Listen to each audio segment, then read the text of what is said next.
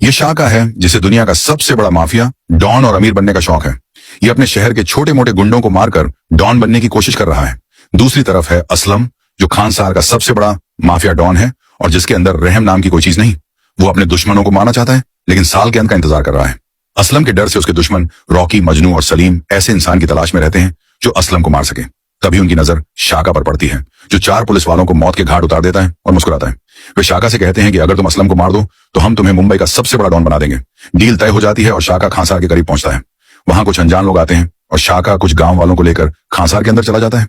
शाका देखता है कि हर तरफ गरीब मजदूर काम कर रहे हैं और गार्ड्स उन पर नजर रखे हुए हैं। शाका ये सब देखता है और अपना काम करते हुए हर चीज की जानकारी भी याद रखता है। शाका खानसार में अपना काम शुरू कर देता है और साथ ही जानकारी भी इकट्ठा करता रहता है।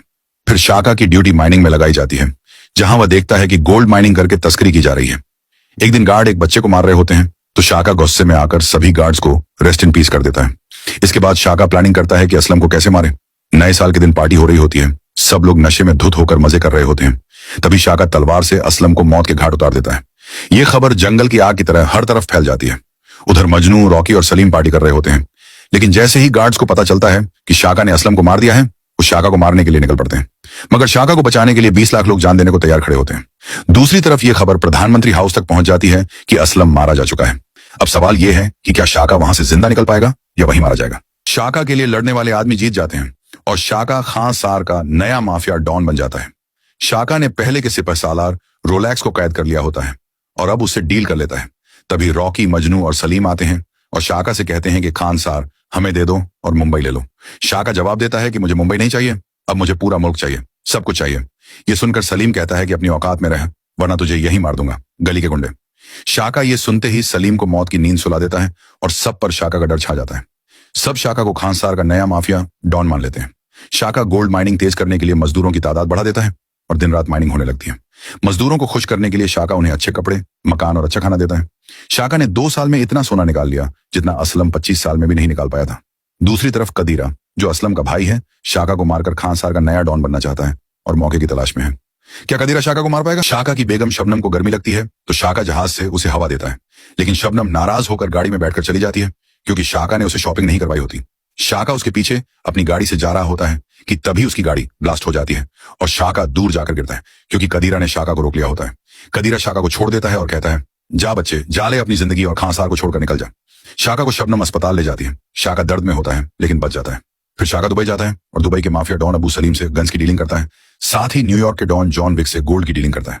इधर कदीरा मजे से पार्टी कर रहा होता है कि शाका खानसार छोड़ गया है, लेकिन तभी शाका आता है और कदीरा के सारे आदमियों को मार डालता है और कदीरा भी जख्मी होता है। Violence, violence, violence. I don't like it. I avoid it.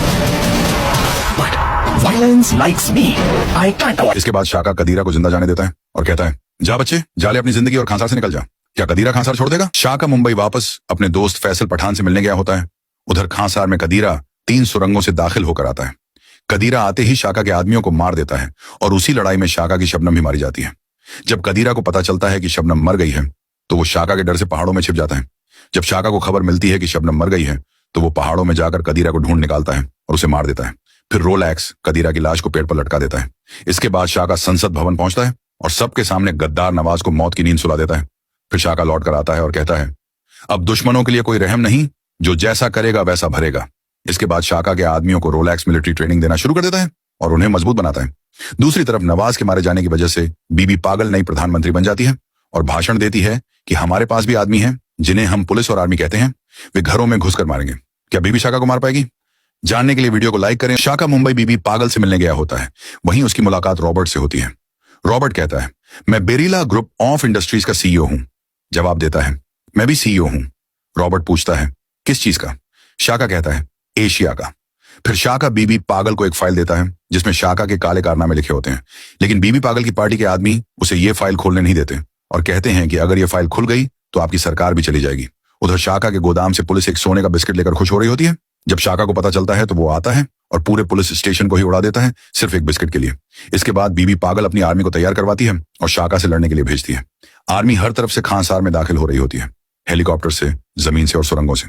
लेकिन शाका सारा सोना लेकर एक समुद्री जहाज से भारत की तरफ निकल रहा होता है। तभी भारतीय आर्मी शाका पर हमला कर देती है और शाका अपने सोने के साथ पानी में डूब जाता है। उस वक्त शाका दुनिया का सबसे अमीर आदमी होता है। क्या शाका यहां से जिंदा बच पाएगा जानने के लिए वीडियो को लाइक करें